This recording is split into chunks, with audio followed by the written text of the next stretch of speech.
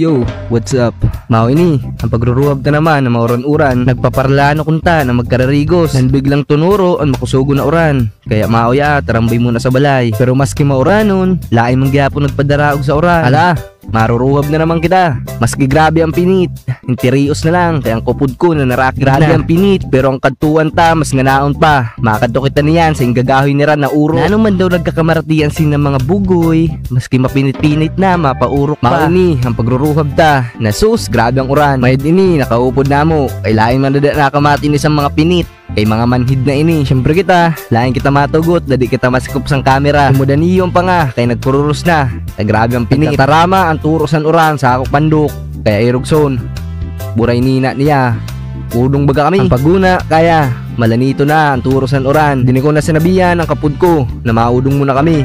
Ay grabe ni, sa mga irog na sitwasyon, grabe ang tiyo sa nakok pa nga.